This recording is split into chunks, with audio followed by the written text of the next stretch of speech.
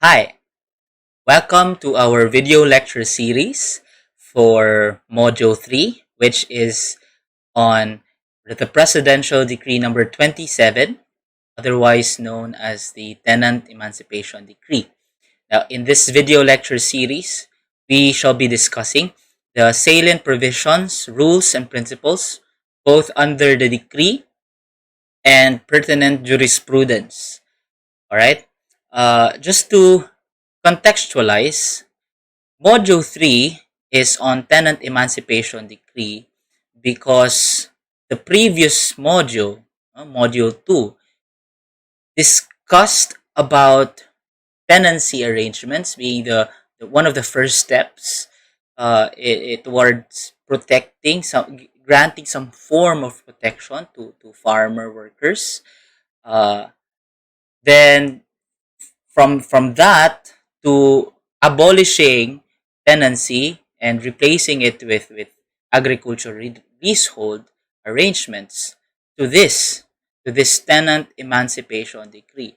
It's considered as a step forward because from the law merely imposing some forms of restriction in the form of tenancy and agricultural leasehold to now sanctioning the use of the state's fundamental power of eminent domain.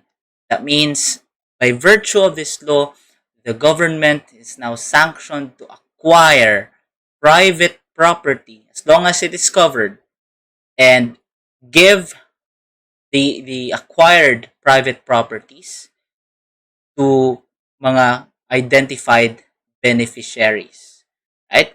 Uh, this one is considered as a step forward because now it's the acquisition is not anymore optional under the framework as long as it is covered under the tenant emancipation decree, then it is considered as a private property that must be acquired by the government for distribution to mga identified beneficiaries. However limited this tenant emancipation decree, this is considered as a step forward from merely regulating, merely restricting ownership to now, aside from restricting the ownership of landowners, the state, the government also acquires private property for the benefit of identified na mga beneficiaries.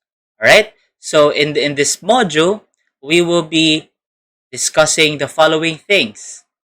Number 1, we would want to know the coverage of PD 27 since admittedly the coverage of PD 27 is limited in character. So we want to know what are covered and who are covered under PD 27. And then afterwards, we want to know how this law operates. So we will discuss the operation of PD 27. Now, in relation to the operations conducted pursuant to PD 27, there are documents that are involved so that we also would like to identify what are the important documents that are involved in the operation of PD 27. Uh, in this module also, we will be introduced to a concept which was not in module 2, which was not in the framework of the agricultural leasehold arrangements, simply because those merely are restrictions. This retention rights under PD 27 is a necessary concept, necessary component of the framework in order to balance the rights of the parties involved in the operation of the law. And also, we will point out some other limitations, such as this prohibition against transfer. We we'll discuss the rule on this prohibition against transfer. And just like RA 3844, PD, this presidential decree number 27 uh, is not the current framework. You know, it's not the current main framework of agrarian reform law. Uh, there is what we call as the CARL, the Comprehensive Agrarian Reform Law, uh, which was passed subsequently after PD 27. And so we also would like to make an examination on the legal status of PD 27, just like what we did in RA 3844. And since somehow PD 27 and RA 6657, uh, their main thrust, which is acquisition and redistribution, are the same. Now, just make just a brief comparison, just to know how they are different from one another. Now, very briefly, because we still have to discuss RA 6657 in Module 4 in more detail. All right? So, if you're ready, we can proceed with the first topic, which is on uh, the coverage under PD 27. Now, just to give lang a brief background on Presidential Decree number 27, as you all may know already, there was a point in our legal history where laws did not solely come from the legislative department, right?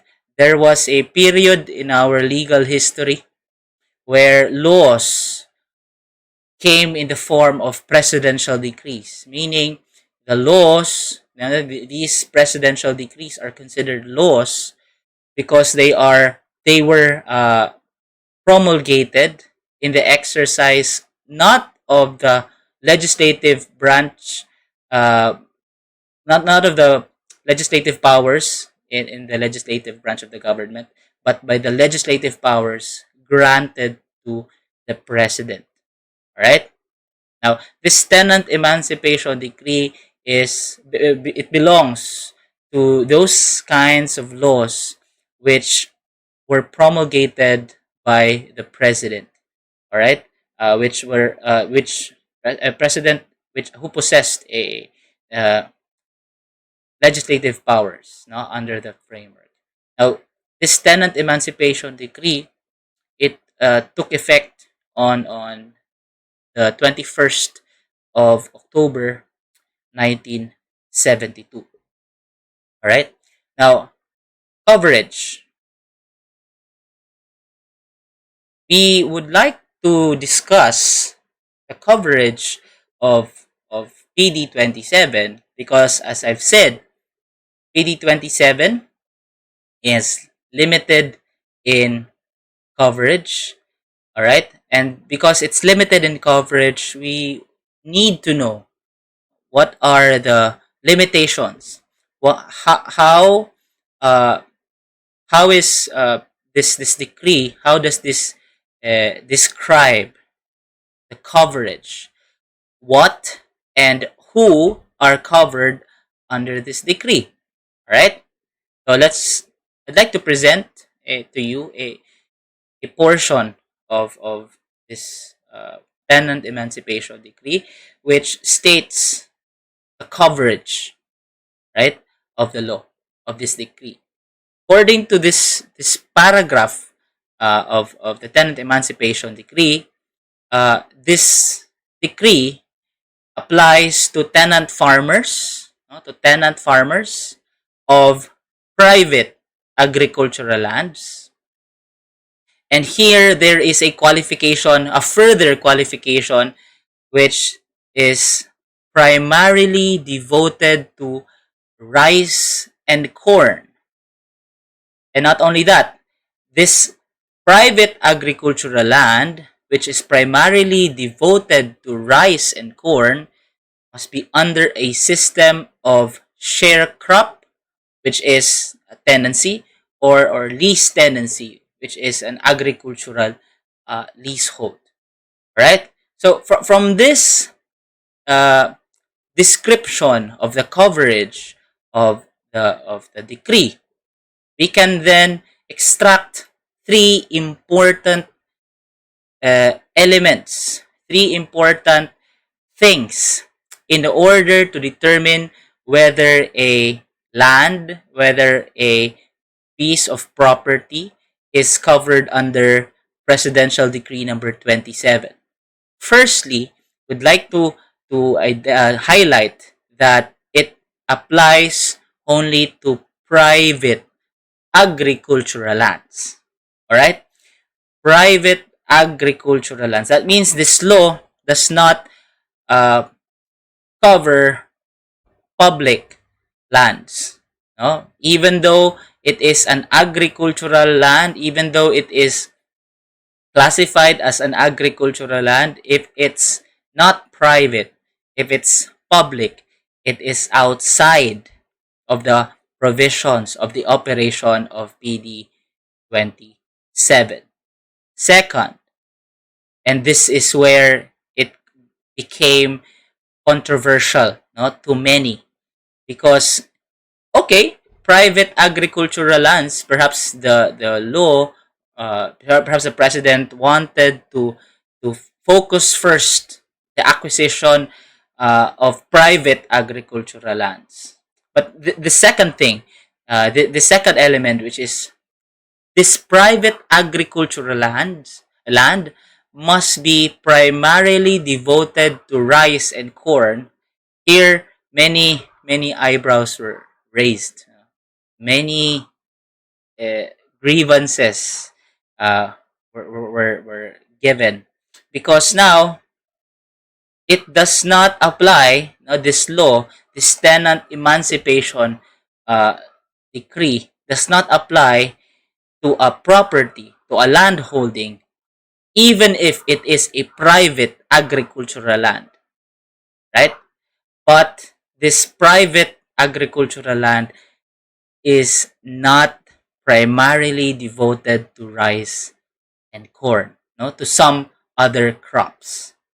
All right, uh, such that those who are farmers in large mga land holdings, uh, which are private in character, no? And there are agricultural activities being conducted, but their crops were not rice or corn, or the agricultural activity there may involve rice and corn, but only incidental in nature, only seasonal in nature. It is not the primary crop uh, uh, of the land holding of that agricultural activity. And by this element alone, so many land holdings are already excluded. No? Vast land holdings are automatically excluded from the operation of this law, right? And a further element, further qualification is that there, in that private agricultural land, which is primarily devoted to rice and corn, there must be a sharecrop agreement, which is tenancy, or a lease tenancy agreement, no? Or a leasehold arrangement. Now, please don't uh, be confused with the use of sharecrop and lease tenancy. Somehow the terminologies have been loosely used, but when we say tenancy, we refer to our discussion on the elements of tenancy, and when we say uh, leasehold arrangements or lease tenancy, we refer to the elements uh, as identified in the discussion in the previous video lecture series. Right? Now, if all these three very important na mga elements and characteristics are present in property, then that specific property is considered as covered. All right?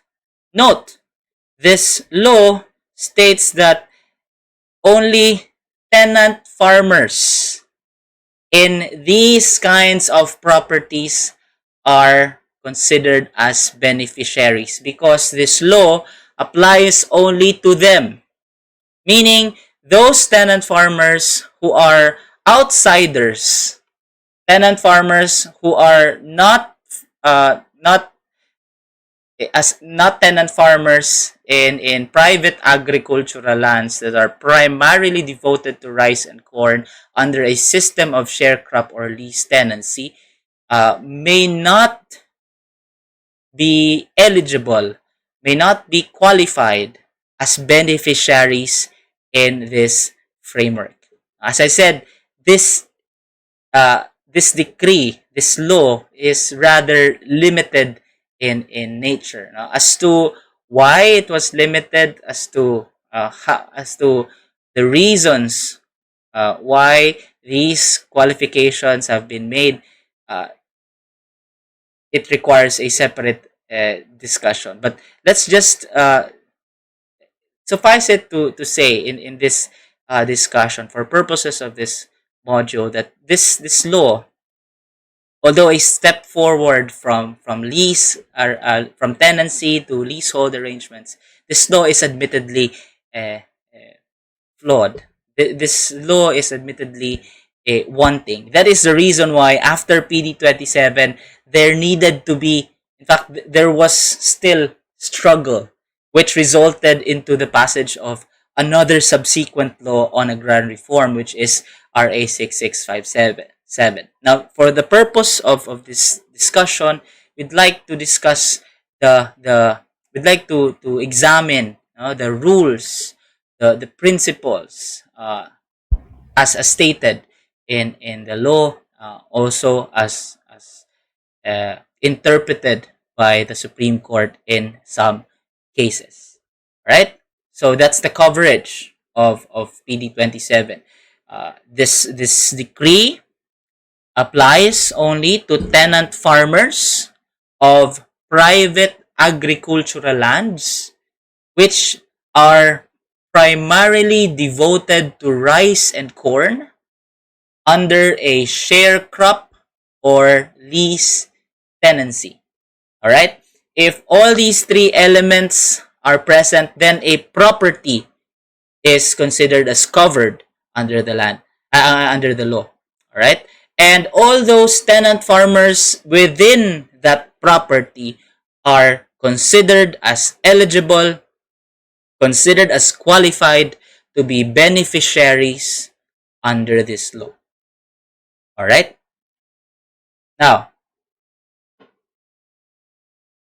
having known the coverage of the law, no, having identified what lands are covered and who are covered under this decree, now we are ready to examine how this law operates.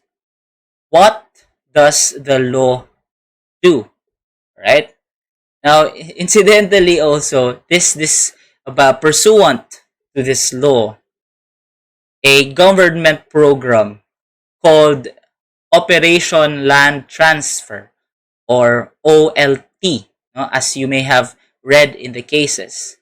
This Operation Land Transfer, it's not the law. It's a government program that is initiated in the implementation of the provisions of this PD 27. Now, in the operation of PD 27, there have been several na mga letters of instruction, na mga memorandum circular, mga memorandum orders, etc. that had been issued, right? But we will not go into details of those mga letter of instructions, of mga memorandum circulars, etc. We will be confining ourselves with the general provisions of the law and those mga salient rules, mga salient provisions uh, which have been subject of judicial interpretation, judicial scrutiny. Right? So in this uh, law, no, we can so in this portion, we can ask, what does the law do? How does this PD 27 operate? All right. Now, Operation Land Transfer was initiated, no, by virtue of PD 27. And if you've observed, if you've read the preamble of PD 27, and I hope you remember in your statutory construction, your discussion on preamble, diba? Preamble, that's not part of the law. That cannot be invoked as conferring mga rights and obligations under the law, under the decree.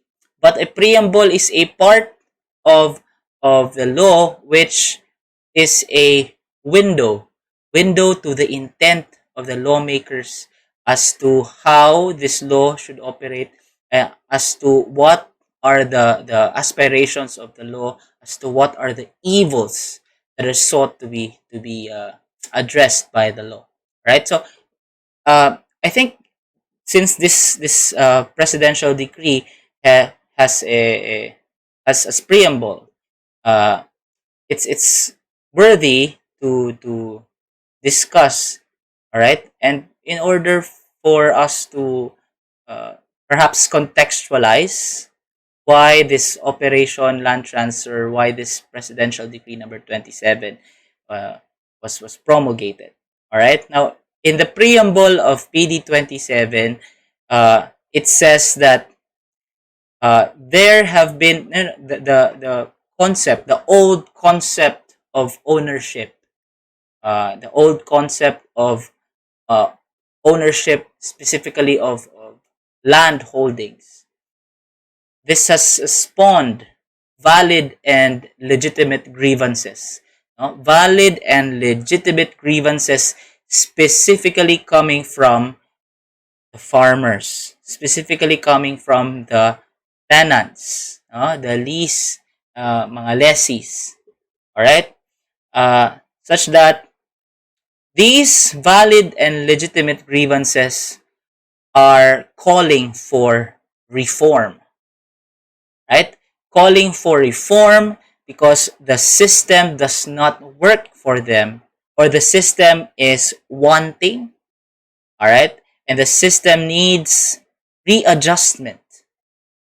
All right, and so realizing this valid and legitimate grievances, the law, this PD 27, somehow proclaims that this is the start of that reform. This is the start of that reformation. Right, and in this law, okay, it recognizes that the start of reformation, that the start of reform is through emancipation. Emancipation of the farmers, emancipation of the tillers, the ones who cultivate the land, from their bondage. All right? From their bondage, which was, created by the status quo, by the historical developments that contribute to that old concept of ownership, uh, and also that contribute to that setup, to that status quo, which perpetuate inequality, which perpetuate, mga arrangements which are disadvantageous to the farmers, etc. And so this Operation Land Transfer initiated by virtue of PD number 27 is for the purpose, as the name suggests, diba? For the purpose of emancipating the farmer, emancipating the tiller. And then right, the meaning of emancipation, right? In your family law of persons and family relations, the emancipation of a minor means that a minor is now, uh, after having emancipated, di na siya minor, becomes of legal age, that person is now set free from parental authority. In the usage of the word emancipation in this context, uh, the law also references to that aspect of emancipation, which sets free not the minor in this case, but the farmer, the tiller, no, from bondage. From bondage with whom or with what? Bondage with the status, all right? From the bondage with the landowner, all right? Such that this law is uh, this law operates as some form of a liberation of the farmers from their bondage with the status quo, with the landowner. Now, by virtue of this law, farmers, tillers, are not set free, all right? Set free from the landowners. And how is that done? They are set free by making them the landowners themselves. The landowners themselves who also cultivate the land that were awarded to them. Right? So, perusing this rationale on Operation Land Transfer, then we can now examine, can now ask, all right, what does the law really do? All right, what does the law do? The operative word in this Operation Land Transfer is transfer. All right, transfer, because now it does not merely involve the recognition of some arrangement. It does not merely involve the imposition of some contract between the landowner and the farmer. Now, under the framework of PD 27, it involves a transfer of ownership over the properties from one person to another, from the landowner to the covered na farmers. Right? In effect, therefore, under this law, as I've discussed and as I've alluded to, in both in Module 1 and Module 2, in this law, the framework now authorizes the government to take private property, provided it's covered, all right? To take covered private property, and this law gives it to a covered beneficiary, right? And as we know, this act of taking private property from one person, all right, is considered as an exercise of the power of eminent domain, right? In short, this law authorizes the government to exercise the power of eminent domain, all right, as a tool in implementing the aspirations of agrarian reform, right? Now, here under this law, PD 27, therefore, lands, provided they are covered, are acquired by the government, and of course with the payment of just compensation. And after the acquisition by the government now undertakes redistribution of the properties of the land to mga covered beneficiaries. Alright? And how does the law do that? In this provision of the Tenant Emancipation Decree, it says the covered na tenant farmer, okay, in a land, in a private agricultural land, which is primarily devoted to rice and corn, and then there's a share crop or lease tenancy arrangement in that land, right? This tenant farmer shall be deemed owner of a portion that is considered as a family size farm.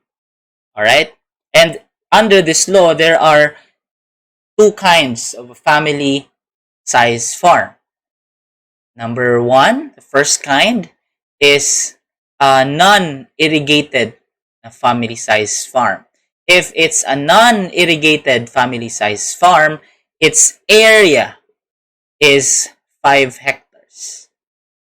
But if it's an irrigated family size farm, its area is 3 hectares. All right? So the entitlement, therefore, of a covered tenant farmer, here the law states they are deemed owner. The size of the land of their entitlement will have to depend on whether the covered land is irrigated or non-irrigated. I'm sure you know what irrigation means, right? For those who are not familiar, simply it's the presence of constant running water in the field, right? Wherein if there's an irrigation system, meaning there's a system that allows constant water flowing into a regulated but constant flowing water that flows in the land in the land holding, then that's considered as irrigated. All right. But if there's no such system or mechanism, then that land holding is considered as non-irrigated. Right. We will not be discussing the technical rules on irrigation, as there are mga administrative rules and issuances on the matter. In fact, there is a